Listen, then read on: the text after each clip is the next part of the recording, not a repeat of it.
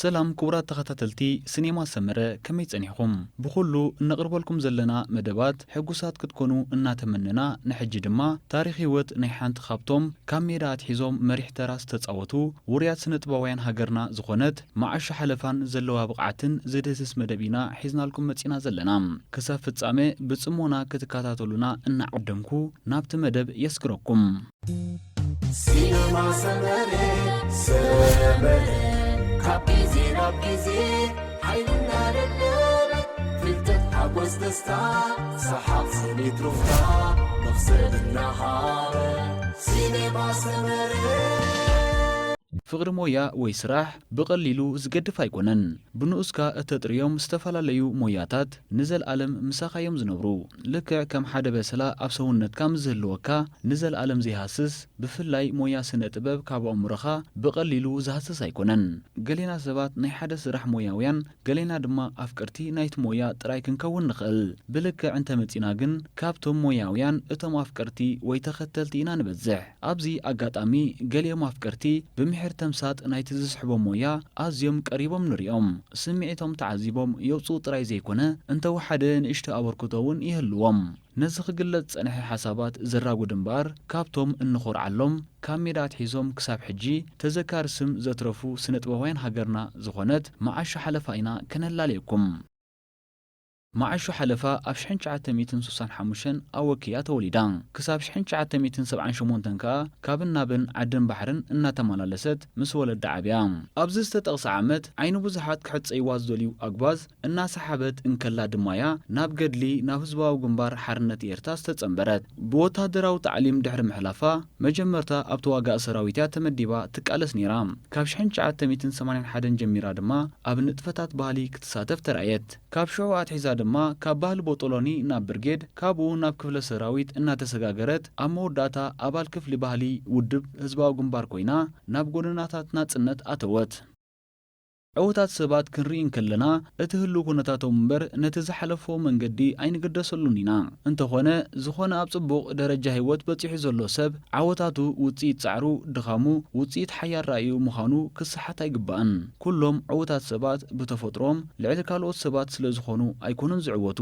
እንታይ ደኣ ንኽዕወቱ ልዕሊ ካልኦት ሰባት ስለ ዝጻዕሩ እምበር ጽዒሮም ዝዕወቱ ሰባት ንኻልኦት ኣብነት ዘይኮኑሉ ምኽንያት ክህሉ ኣይክእልን ጓል ሓለፋ ሽሑካ ኣወኪ እንተተወልደት ዝዓበየትሉ ግን ሰሜናዊ ባሕሪ እዩ ዝነበረ ኣብቲ ከባቢ ድማ ትግረን ትግርኛን ስለ ዝርከቡ ንኽልቲኡ ቋንቋ ማዕረ ስለ እትመልኮ ብናይ ክልቲኡ ጓይላ ኣመና ውልፍቲ ከም ዝነበረት እዩ ዝንገረላ በዚ ድማ ኣብ ሜዳ ዳርጋ ማዕረ ትግርኛ ናይ ትግረ ደርፍታት ኣፍርያያ እታ ናይ መጀመርታ ንመድረኽ ዘብቅዐታ ደርፊ ድማ ናይ ትግረ ከም ዝነበረት እዩ ዝፍለጥ ጓል ሓለፋ ክሳብ 1991 ብውልቃኑ ስብጾታን ኮይና ሓያሎ ደርፍታት ኣበርኪታያ ብዘይካዚ ናይ ዝተፈላለየ ብሄራት ሳዕስዒት መሊኻ ግርም ጌራያ ትለሃዮ ጓል ሓለፋ ኣብ ሜዳ ነታ ዝበዝሕ እዋን ደቂ ተባዕትዮ ጥራይ ዝጻወትዋ ናይ ሙዚቃ መሳርሒት ክራር ከም ኣጻብዕቲ ኢዳ ክትፈልጣ ኽኢላያ ንኽራር ብኸመይ ከም ዝመለኸታ ከተዘንቱ ኸላ ድማ ኣብ ዓዲ ኸለኹ ክራር ደቂ ተባዕትዮ ጥራይ ዝሃርምዋ መሳርሒት እያ ትመስለኒ ነይራ ድሓር ግን ኣብ ሜዳ ሓንቲ ሎቱ ቀያሕ እትበሃል ጓል ኣንስተይቲ ክትሃርማ ምስ ረኣኹ ቀኒየ ድሕሪዚ ክራር ንኽኽእላ ብዙሕ ተኸራኺረ ዋላ እኳ ነዊሕ እንተወሰደትለይ ኣብ መወዳእታ ተዓዊተላ ትብል መዓሾ ነቲ ነዊሕ ዝወሰደላ ናይ ልምምድ እዋን ዘኪራ ክትገልጾ እንከላ ድማ ከምዚ እናበለት እያ ትገልጾ ከም ዝመስለኒ ከከም ኩነታት ናይ ሰብዩ ንዓይ ሓያል ኣዋርሕ ዝወሰደለይ ግን ቅድም ቀዳድም ዋሕደ ክራር ስለ ዝነበረናን እቶም ክራር ክንሃርም እንደሊ ብዙሓት ብምንባርናን እዩ ካልኣይ ነገር ድማ ሙሉእ ግዜ ይህባ ኣይነበርኩን ምኽንያቱ ኣካዳሚያዊ ትምህርቲ ህኢለ ኣብ ሜዳ የጀሚረ ንኽልቲኡ ዓይነት ትምህርቲ ማለት ኣካዳምን ሙዚቃን ኣብ ሓደ እዋን ከጽንዕ ሓያል ጻዕሪ ይሓተኒ ስለ ዝነበረ እዩ ሕጂ ክሓስቦ ከለኹ እቲ ንኽራር ንምልማድ ዝወፈኽዎ ግዜ ኣዝዩ ዘሐጉሰኒ ምኽንያቱ ካብተን ውሑዳት ክራር ዝጻወታ ደቂ ኣንስትዮ ንኽኸውን በቂዐ ጓል ሓለፋ ካብ ዝቐጺላ ስነ ጥበብ ምስ ትምህርቲ ኣዋሲባ ነዊሕ ጻዕርታት ብምክያድ ኣብ ሜዳ ክሳብ 7ይ ክፍሊ ድሕሪ ምብጻሕ ባዕላ ግጥምታት ከተዳሉ በቕዐት ይኹን እምበር ጓል ሓለፋ ድሕሪ ናጽነት ንኣካዳምያዊ ትምህርቲ ጥራይ ኣይኮነትን ዘይቀጸለቶ ነቲ ኣዝያኽም እተፍቅሮ እትነግረሉ ስነ ጥበብ እውን ከምኡ በዚ ድማ ድሕሪ ናጽነት ጓል ሓለፋ በቲ ኣብ ሜዳ ዘፍረየቶ ደርፍታትን ሳዕስዒትን እንተዘይኮይኑ ንሓያሎ ዓመታት ሓድሽ ርሓት ሒዛ ኣይተቐልቀለትን ኣብ ምልሶታ ካብ 1998 ጀሚራ ኣባል ጉጅለ ባህሊ ስብሪት ብምዃን ኣብ ስነ ጥበብ ቁሩብ ንጥፈታት ኣርያ ነይራ እያ ኣብ ዓመት 2001 ከዓ ምስ በዓለተ ብርሃን ተስፋ ማርያምን ልያ ሃይለን ኮይና ነታ ብተኽለ ተኽለ ሚካኤል ዝተዋሃደት ባህላዊ ደርፊ ዝሓዘት ካሴት ህያው ንኽትከውን እጃማ ኣበርከተት ብዘይካዚ እውን ምስ ስነ ጥበባዊት ኣብርህት ብርሃነ ብኽራር ሓቢረን ዝጻወቶ ጸወታ ነይሩ እዩ እንተኾነ ዝተፈላለዩ ስነ ጥበባውያን ማለት ካሕሳይ በርሀ ኣበባ ሃይለ ወዲ ተኹልን ዳሽን ምስግናን ካልኦትን ብዝገበሩላ ምትሕግጋዝ ኣብ ዝተፈላለዩ ባህላዊ መድረኻት ዳግም ድሕሪ ምቕልቃላ መሊሳ ካብ ስነ ጥበብ ክትእለያ ትረኣያ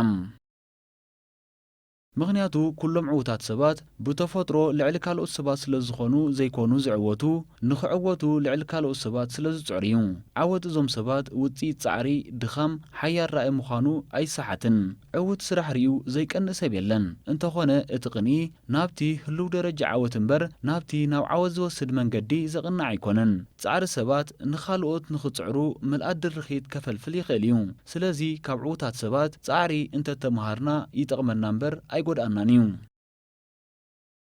ጓል ሓለፋ ኣብ ሜዳ ማለት ኣብ ባህሊ ውድብ እንከላ ዝደረፈተን ደርፍታት ክራረይ ኣብ ንእስነተይ ለሚን ለሚነይ ምስ ወዲ ትኹል ኮይና ዝደረፈታ እንኮብ ምርጫ ዝናረይ ብጻይ ብጻይ ብትግርኛ ብትግረ ድማ ሰለስተ ናይ ኣሶምያ ኢመኒና ሳልሳይ ርእሳ ኮይና እትደርፋ እብጋዘት ዲባ ኣድብር ህጁማት ሰውረትና ሳልሳይ ርእሳ ኮይና ዝደረፈታ ዝብላ ህቡባት ዜማታት ክጥቀሳ ይኽእላ ንኹሉ ደርፍታት እኳ ትፈትዎ እንተኾነት ንስድሪ እመታላታ ከም ዝበሃል ንእስነተይን ክራረይን ከምኡውን ኣሶምያ ናይ ትግረ ደርፍታት ኣብሊጻ ትፈትወን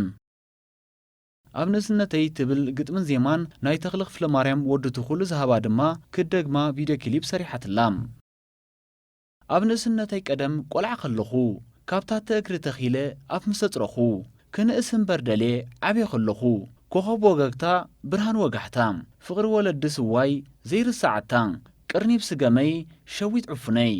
ንጎ ክወፍር ዓጺድ ኣቦይ ምሰደይ ገዛ ኽተርፍ ኣነ ቆልዑ ኸጻውት ኣብ እቶእቶ ቀልጢፈይ ስኽተት ንኣሽቱ ኣሕዋተይ ክጨራረቑ ኣቦይ ምሰደይ ከኣ ብኦም ክስሕቑ እዋኑ ቁሪ ኽረብ ተኣቢሉ በለስ ክንወፍር እመሮር ምቁር በሲሉ ደመና ይገብር ኣመት ክረምቲ ማይ ቲፍቲፍ ክብል እንከሎ ክትዕም ለይቲ ታውሻ ጤና ታ ምድሪ ቤትና ይዝከረኒ ኣነ ሕሉፍ ናትና ዕድመ ወሲኸ ተፈሊጡኒ ሽግር ስድራ ቤተይ ተሰቂሩኒ ጸቕቲ መግዛእት እዩ ረጊጽዎም ንዓይ ክዕብዩ ስእነት ነይርዎም ድሕሪ ዝኹሉ መፍትሒ ኸናዲ በረኻ ወፅየ ምስ መቃልስቲ ክሳብ ዘለኹ ዕድመ ህይወተይ ክቃለስ ኣነ ምዞም ብጾተይ ምስቲ ዘይሕለል ምስ ጅግና ጐብለል ቆምጠይ ከዓጥቕየ ኣሰር ክኽተል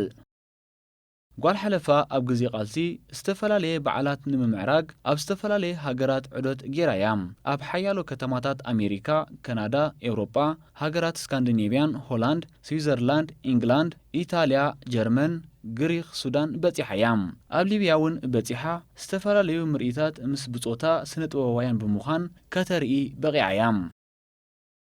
እምበኣርከስ ዝኸበርኩም ተኸታተልቲ መደባት ሲኔማ ሰመረ ንሎሚ ዝበልናዮ ትሕዝቶ እዚ ዝሰማዕኹሞ እዩ ነይሩ በዚ እንቕርበልኩም ዘለና መደባት ዓጊብኩም ክትኮኑ ሙሉእ ተስፋና ኣብ ቀጻሊ ብኻልእን ሓድሽን ትሕዝቶ ክሳብ እንምለሰኩም ጸጽብቑ ንምነየልኩም ክቡራት ተኸታተልትና ከም ወትሩ ስታፊኹም ኣብ መደብና ዕዙዝ ስለ ዝኾነ ርእይቶ መእረምታን ነቐፌታን ኣብ ምሃብ ኣይትሕመቑ ከምኡ እውን ብወገንና ክቐርብ ኣለዎ እትብልዎ መደባት ጆባእ ክንብለኩም ወትሩ ቁርባት ኢና ዘለና ኩሉ እቲ ዝቕጽል መደባትና ኣብ ሰዓቱ መታን ክበጽሓኩም ከዓ ሳብስክራይብ ብምግባር ነታ ናይ ደወል ምልክት ምጽቃጥን ሼርን ምባል እጃምኩም እሞ ኣይትረስዑ እናበልና ደጊምና ብምክትታልኩም ኣዚና ነመስግን ኣብ ቀጻሊ ብኻልእ ዝተፈላለዩ መሃርትን ኣዘናጋዕትን ትሕዝቶታት ክሳብ እንራኸብ ሰላም ጥዕናን ረህዋን እንኹልና ሰሰናዩ